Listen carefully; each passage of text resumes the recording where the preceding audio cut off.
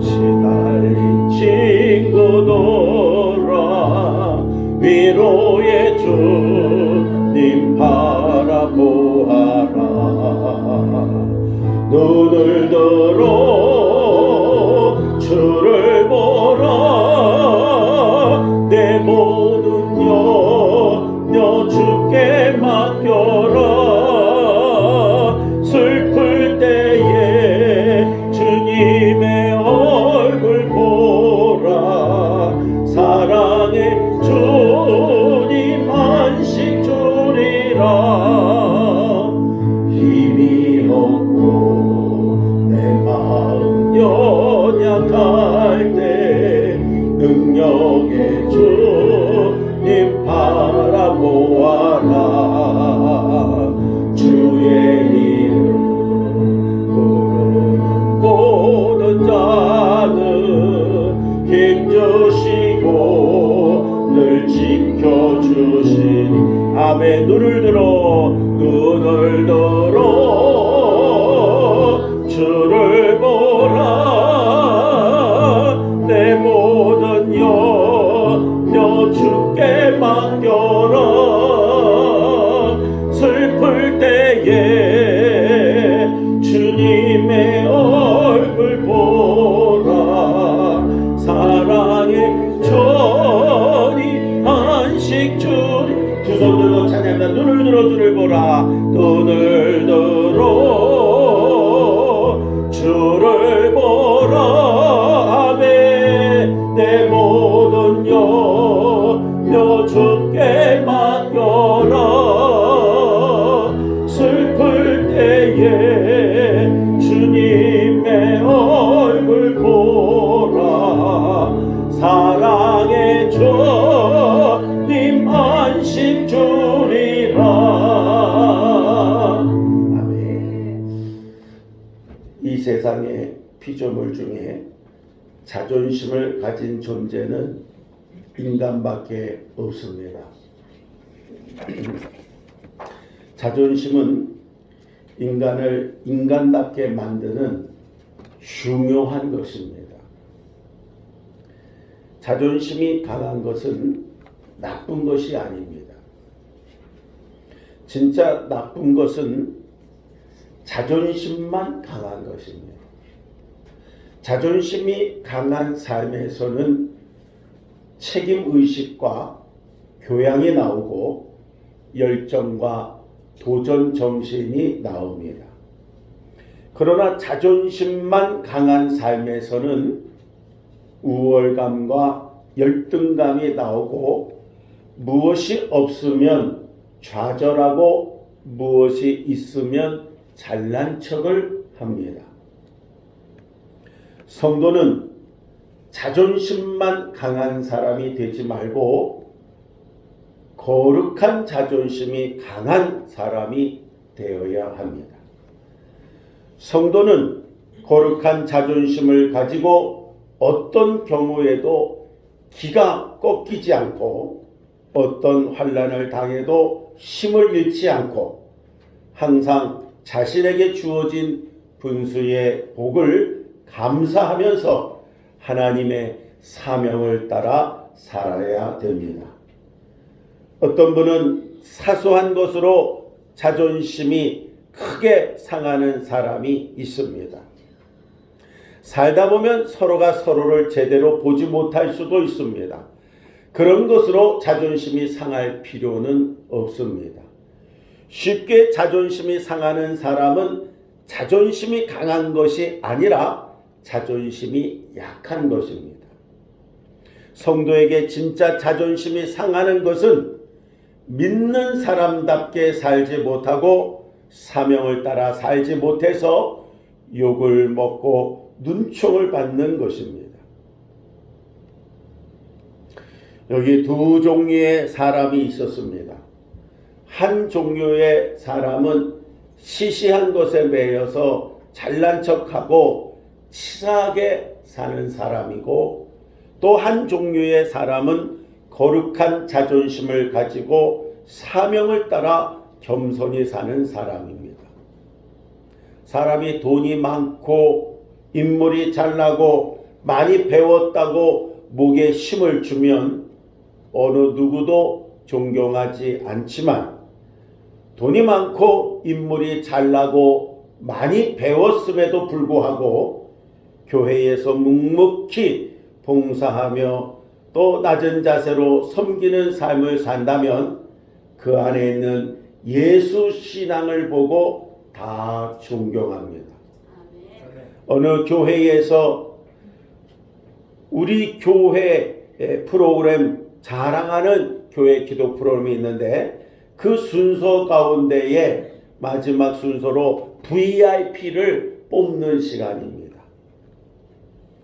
그 교회의 VIP를 뽑는 시간에 모두가 다 인정할 수밖에 없는 한 분이 뽑혔는데, 그것은 장로님도 권사님도 교회의 사역자도 아닌 한 집사님이 뽑히셨습니다.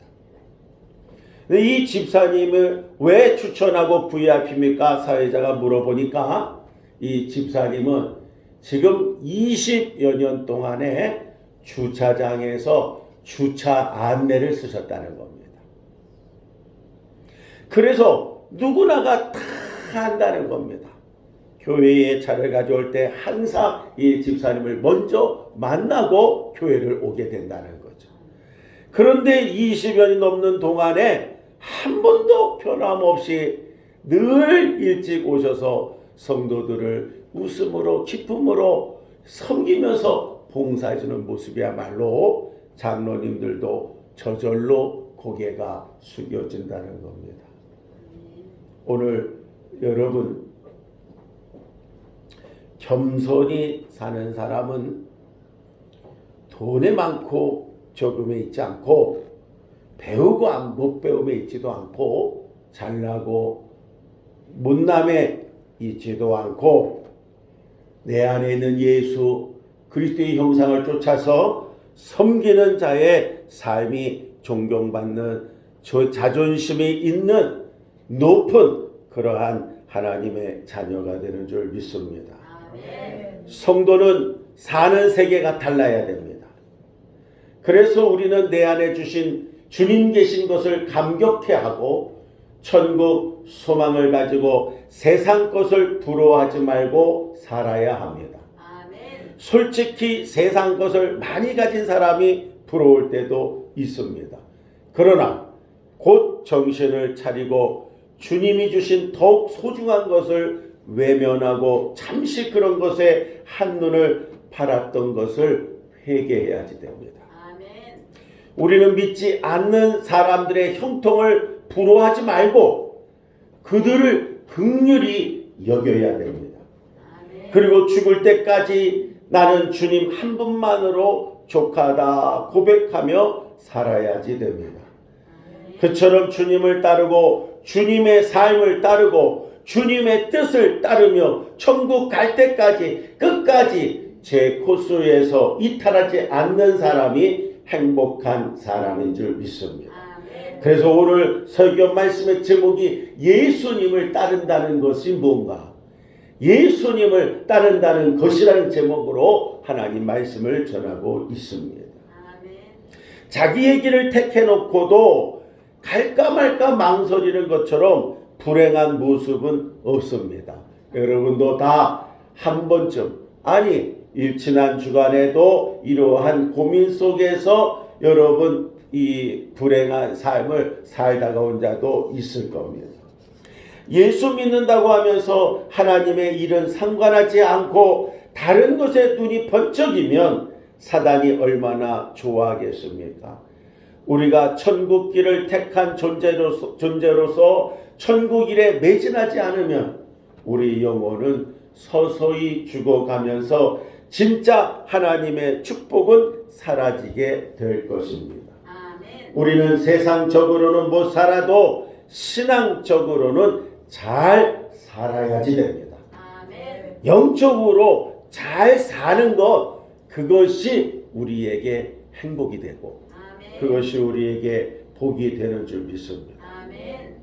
오늘 아침 새벽 기도를 마치고 나서 묵상하는 가운데도 생각하지만 우리의 인생의 삶이 정말 세월이 화살같이 빠르게 지나간다 생각이 됩니다. 이제 뭔가 노력하고 애쓰고 많은 걸 꿈을 꿔야 될 때가 아니라 어떻게 마무리하고 어떻게 끝까지 하나님 앞에 건강한 모습에 쓰임받아야 될 것인가 라는 것을 우리는 생각을 해야 됩니다. 20대 아이들이 이 바이러스에 감염돼서 넘어지게 되고 누워있게 되고 갇히는 모습 볼 때 얼마나 안타까운지 모릅니다. 특별히 전 세계적으로 이제는 코로나 바이러스로 인하여서 엄청난 일들이 벌어지고 하루에 수백 명, 수천 명이 죽어가고 있는데 이러한 모습 속에서 이런 문제가 세상에 도대체 왜 왔는가? 하나님의 심판은 한도 없고 끝도 없구나라는 생각을 해보게 됩니다. 아무리 잘난 사람이라도 아무리 강한 나라와 민족이라도 속수무책입니다. 아무것도 할 수가 없는 겁니다. 사람 의지하고 환경 의지하고 의학을 의지했던 우리의 자신이 너무나 부끄럽고 그리고 회개만이 되는 겁니다. 이제야 하나님의 심판이라는 것을 깨닫게 되고 있습니다. 더욱이 어렵고 힘들고 그리고 못 살고 가난하고 그리고 이러한 모든 것들을 혜택을 받을 수 없는 자에게 이러한 전염병은 무섭게 번지고 있게 되고 그리고 생명을 잃게 됩니다. 누가 우리 아는 것처럼 아프리카나 남미나 이러한 나라들 속에 가난하고 헐벗은 나라 속에 이게 본격적 전파가 시작되면 거기는 병원도 없고 의료진도 없고 아무것도 없기 때문에 이 지구의 인구의 상당수가 죽음을 그대로 초래하게 되는 겁니다.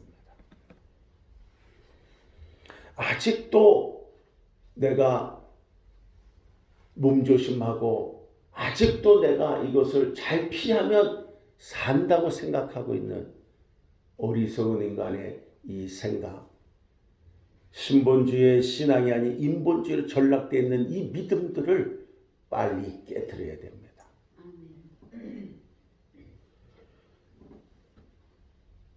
불순종하는 세대를 향하여서 하나님을 무시하는 세대를 향하여서 하나님의 교회와 하나님의 종들을 업신여기는 세대에서 하나님은 더 이상 간과할 수 없어서 뱀을 풀어 모든 백성을 이 독뱀에 물려 죽어가게 했습니다.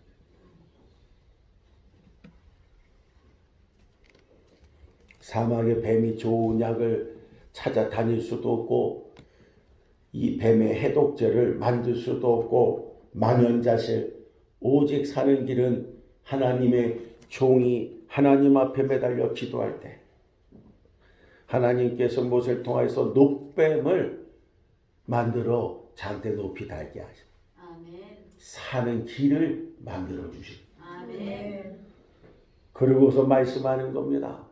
먹을 필요도 없고 너희 집에 가져갈 필요도 없고 그 장대에 매달은 죄져든 그 녹뱀을 쳐다봐라. 불뱀에 물려서 죽어가는 자들이 뭘 한다는 자체가 힘이 드는 거예요. 그런데 죽어가는 모습 속에 눈만 들어 그 녹뱀만 바라봐도 불뱀에 죽어가는 자가 살아나는 역사가 일어나요. 오늘 녹뱀 대신 예수 그리스도 장대 높이 단 건 십자가에 매달려야 될 예수를 상징하고 있습니다. 그러므로 누구든지 코로나가 아니라 그 100배, 1000배, 10,000배의 독이 있어도 예수를 바라보면 사는 길이 열리라. 예수님 앞에 나오면 치유 역사가 일어나는 거예요. 구원의 역사뿐만 아니라 우리 주님은 영도, 육도, 혼도 다 고치시는 거예요. 하루에 주님은 창조주이시기 때문에 그래요. 소경 바디오모에도 예수가 진흙을 비벼 침을 뱉어서 진흙에서 눈에 발라주고 신랑한 것을 씻어줘도 낫는 역사가 일어나요. 말씀으로 명령해도 병이 낫는 거예요. 고치겠다 의지가 죄정이 없어도 몰래 와서 예수를 붙잡아도 병이 나는 거예요. 예수 옷에다 손만 대도 병이 나는 거예요. 오늘 여러분이 예배하며 말씀을 들으며 아멘하는 거 주님 붙잡는 거예요. 여러분들이 주님 앞에 나와서 간절히 하나님을 찬양하는 것이 주님 바라보는 거예요. 설교 말씀을 들으며 강단에 선포하는 사자 목사님을 바라보면서 하나님을 바라보는 것입니다. 그러며 주의 음성을 듣는 건 사람의 소리가 아니라 말씀 선포의 시간입니다.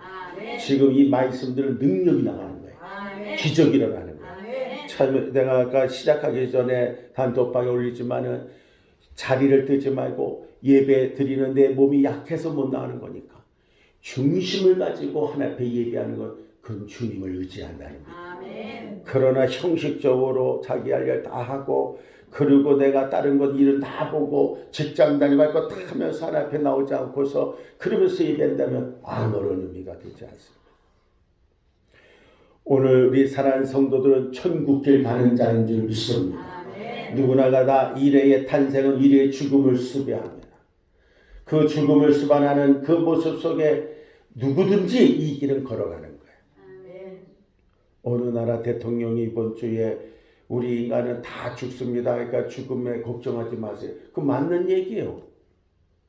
그런데 대통령이 그런 얘기했다고 아주 그냥 이 언론에서 몰매를 당하고 있더라고요. 야, 이런 세상이구나. 여러분 마찬가지일 거예요. 지나가는 사람 바라보고서 예수 믿고 당신 지옥 가 그럴 적에 지나간 사람이 저 지옥 가 맞아요 그럴까요? 아니면 여러분을 갖다 어떻게 멱살 잡고 때리려고 할까요? 저 여러분은 좀 맞는 얘기했어요? 틀린 얘기했어요?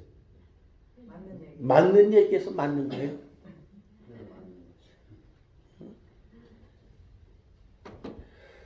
자신들이 가는 바른 길을 얘기해도 못 알아듣는 세상인 거예요.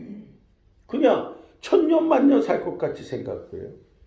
수많은 장사를 지내보고 제가 장례식장 가보지만 내 앞에 죽음이, 부모의 죽음이, 자식의 죽음이, 나의 지인의 죽음이 이렇게 갑자기 오리라는 것은 아무도 예측을 못하는 거예요. 심지어 지병이 있어서 병석에 누워있는 자도 계속 살아날 것에 대한 기대를 하고 있지 이 사람이 내일 죽을 거다 이렇게 생각하는 사람은 없어요. 이게 우리의 어리석음이에요. 아니 우리의 어리석음이나 우리 인간의 한계. 그러기에 우리는 절대 서로의 진정한 위로가 될 수가 없어요. 서로의 힘이 될 수가 없는 거예요. 오직 나의 힘이 되신 여호와 하나님, 나의 의지할 자는 한 분 하나님밖에 없는 거예요. 예수 그리스도밖에 없는 줄 믿습니다. 그러므로 우리는 세상적으로 못 살아도 신앙적으로 잘 사는 자가 되길 바랍니다. 우리 교회는 부자가 없어요. 보니까는 신청하다 뭐 하나 보니까 그것도 한 가정의 수입이 700만 원?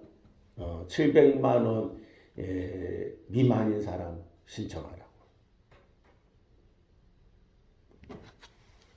다른 데 우리 서울에 있는 교회 보니까 집안의 수입들이 전부 다 1000만 원, 1500만 원 넘어가더라고요. 그래서 700만 원, 아니 다 700만 원 미만일 거 아니에요? 수입이. 뭔 소리야? 너무 이 시세니까. 지금 여러분 집의 장막에 여러분 가치 기준을 어디다 두고 있습니까? 여러분 살고 있는 집이 그냥 머리 둘 곳 있고 내가 전세냐 자가냐 임대냐 이게 중요한 게 아니라 살고 있다면 감사해야 되잖아요. 응? 얼마만큼 주고 무슨 더 주고 덜 주고 이런 문제가 아니잖아요. 서울에 제가 자주 가는 그 곳에 그 집값은 보통 아파트가 30평이 넘어가고 막 이게 10억이 다 넘어가요. 그런데 왜 저렇게 가난하게 살까? 그걸 팔더라도 내가 팔아서 쓰지. 그 팔더라도 또 옆에 가려면 또 그 돈 줘야 되네. 지금 그런 모습인 거예요. 여러분 세상적인 눈을 가지고 자존심이 하염없이 낮아지고 여러분 스스로가 열등감에 사로잡힌 자가 되지 말고 천국 같은 가정이 돼. 저 천국을 소망하는 신앙으로서 세상적으로 못 살아도 신앙만큼은 잘 살아자. 근데 영원한 영생의 집은 신앙으로 잘 사는 사람이 가는 거예요. 부자도 물도 못 얻어먹고 부자도. 그런데 하나님의 자녀는 그냥 누리는 거예요. 전국에서. 우리가 따르지 말아야 될 이 세상의 것들이 있습니다. 오늘 본문 19절에서 주님은 베드로에게 사명을 주시고 나를 따르라고 말씀하셨습니다. 사람은 누구를 따르냐에 따라서 그 인생이 현저하게 달라집니다. 그런 상황에서 우리가 주님을 따라 산다면 이것처럼 복된 일은 없을 것입니다. 그런데 주님을 따르려면 다른 것을 따라가지 말아야 돼요. 자, 우리가 따라가지 말아야 될 것 몇 가지 생각해 봅니다. 첫째, 여러분 욕심을 따라 살지 말기를 바랍니다. 가끔 주님을 믿는다고 하면서 사명에는 관심이 없이 오직 복만 원하는 사람이 있습니다. 대한민국의 교회가 이 기복 신앙의 문제를 해결하지 못한 게 이것이 가장 큰 우리의 문제로 야기되고 있습니다. 성경은 말합니다. 돈과 재물을 겸하여 섬길 수 없다. 우리가 돈을 사모해서 생긴 돈은 저주가 되지만 돈이 우리를 사모해서 생긴 돈은 진정한 축복이 됩니다. 다시 말하면 물질을 따라가면 노예가 되는데 물질이 따라오게 하는 자에게는 복이 된다는 거예요. 우리는 주님을 이용해 돈을 벌려고 하지 말고 돈을 이용해 주님께 영광을 돌릴 수 있도록 이러한 신앙이 되기를 바랍니다. 사명의 욕심을 가지면 축복받지만 돈의 욕심을 받으면 돈이 재앙을 몰고 와요. 며칠 전에 어떤 목사님의 수기를 봤습니다. 어느 날 어떤 부부가 목사님을 찾아와가지고 목사님, 저희 부부가 건축헌금 1억 원을 작정하겠다고 말을 합니다. 이 어렵고 힘든 시기에 목사님이 얼마나 감격했겠어요? 그래서 목사님 얘기합니다. 집사님 생활도 넉넉하지 않은데 그 많은 돈을 작정하니까 감사합니다.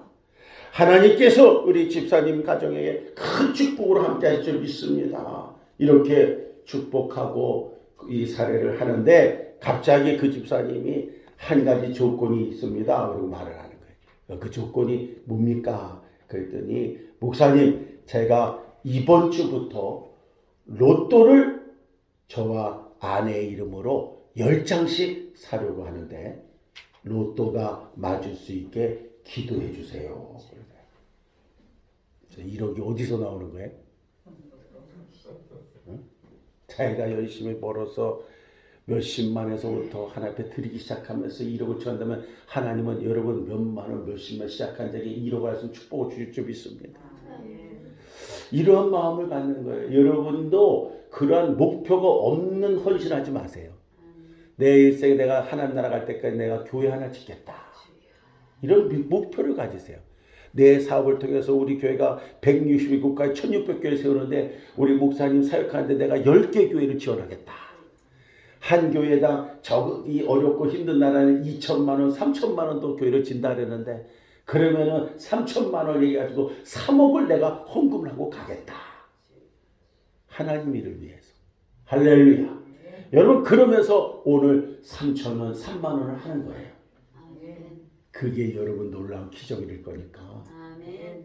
그런데 이 부부는요 1년이 지나도록 이 교회를 열심히 나왔어요. 근데 문제는 1년이 지나도록 로또가 맞지 않았습니다. 결국 이 부부는 목사님을 찾아와서 말했습니다. 목사님이 저희를 위해 기도해 주시지 않는 것 같습니다. 아무리 기다려도 로또가 맞지 않아 저희는 이 교회를 떠나야 되겠습니다. 그처럼 돈 욕심으로 주님을 이용하고 기도를 이용하다가 나중에는 교회까지 떠나는 것을 보고 이 목사님은 너무나 황당한 씁쓸한 마음에 이런 글을 실은 겁니다. 여러분도 지금 이 자리에 얘기하고 있지만 제가 몇 사람은 아는데 이미 다 그런 마음을 가지고 있을 거예요. 내게 있는 가장 필요하고 그 어렵고 써야 될 것 많은 그 물질 가운데 하나님 앞에 드리는 시작이 축복의 길이 되는 거예요. 이렇게 주면 하겠습니다. 아닙니다. 기복신앙이에요. 하나님 이것밖에 없어요. 나는 드릴 것도 없어서 이 몸 바칩니다. 그나마 나 주보 적을게요. 드릴 것도 없어서 내가 와서 몸으로 봉사합니다. 청소할게요. 그게 하늘나라 성도의 축복된 길이에요. 그 믿음을 보시고 하나님은 관리자요 청지기의 사명 감당자에게 물질도 주시는 거예요. 뜬구름 잡지 마세요. 두 번째로 외모를 따라 살지 말기를 바랍니다.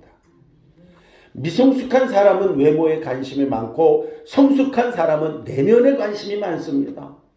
요즘 세상 사람들은 스타에 열광하는데 아쉽게도 교회는 스타를 따라가면 안 됩니다.